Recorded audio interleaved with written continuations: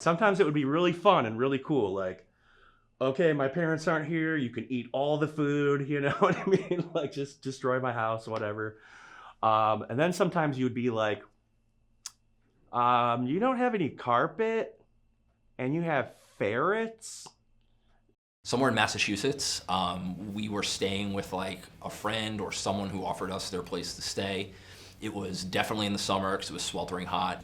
There was like 2, if not 3 people just like rolling with us, like hanging out. And it was a, studio apartment, which is fine, but like we were literally like head to toe across the entire length of the floor, probably not much bigger than this. What made my spot particularly shitty, no pun intended, was this girl had a rabbit, like a pet rabbit, in a cage that was on like a bookshelf or some kind of like, whatever, like nightstand. And I was sleeping like directly next to it. And every time this thing would move, it was just like raining rabbit shit and like, like the shavings from the cage just down on me while I'm like shoulder to shoulder in like this sweltering room. The first time I ever went on tour, and we stayed at someone's house, and I hate like even tell the story because it makes me feel unappreciative to a person who gave me a place to sleep. But I slept there, and I woke up covered in fucking bedbug bites. I had never encountered bedbugs before, but I was like, I didn't even know what what bedbug bites looked like. So I'm looking at this, I'm like, is this mosquitoes? And someone goes, oh, it must have been like fleas from the cat or something. And it didn't even occur to me until years later when I knew what bedbug bites looked like. This house was just infested with bedbugs. We were looking for a place to stay, but like somehow like the wires of communication had been crossed, and the dude thought that 3 Inches of Blood was staying with him instead of Revocation. Turns out like 3 Inches of Blood is his favorite band, but he had no idea what any of the members looked like at all. When we pulled up to the dude's house, he was like, I can't believe 3 Inches of Blood is staying here, and that like we all got silent. And then Dan just goes, hell yeah, man. Deadly sinners! I'm like, you fucking asshole. And then so now this dude is like, he's like, hell yeah! I'm like, please, it's like, can we just find a corner you could cut the awkwardness with a knife.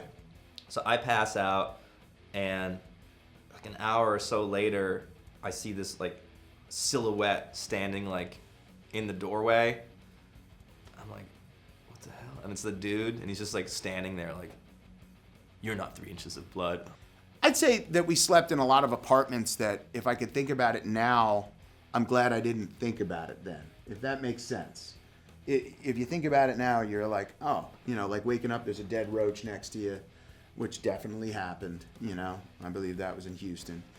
And the promoter, and he had a nice apartment that he would give out to bands. I think that he had an apartment, maybe it was above the club or it was like a few blocks from it, but he let the band stay there, and I just remember that it was filthy. And woke up with a roach right there. All of us in sleeping bags on the floor. So those roaches were definitely up in our grills all night. This is going back probably 2004 or something like that. It was before Slovenia had actually joined the European Union, so it was like hard living. We played a show. It was in this it used to be a pool, like a pool building. The guy took us to this bunker that was used to be a bomb shelter in World War II. He's like, okay, this is where you guys are staying tonight, and he gave us like a loaf of bread and some fruit, whatever hospitality they could come up with. And he locked us in there from outside, so we were like locked into this place. It was before all the Hostel movies, I think, had come out, but in my mind I was thinking about like being in Eastern Europe and like knowing, I'm like, I wonder who actually knows that we're here. And I'm like, oh my God, they're trying to like, they're gonna kill us, they're gonna, cut out our livers or whatever, and like harvest our organs, and this is like, the beginning of like a horror movie. Oh yeah, and by the way, I forgot to tell you, there was about a 1/4 inch of water, I think it probably wasn't all water, just like on the floor, so everything was wet. And then I discovered that there was a 55-gallon drum filled with piss.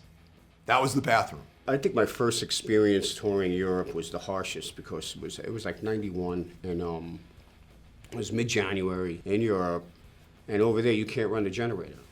We couldn't afford a hotel, so we had to sleep in the bus. So literally it was like a gigantic refrigerator on the bus. You were breathing steam while you were talking in the back lounge.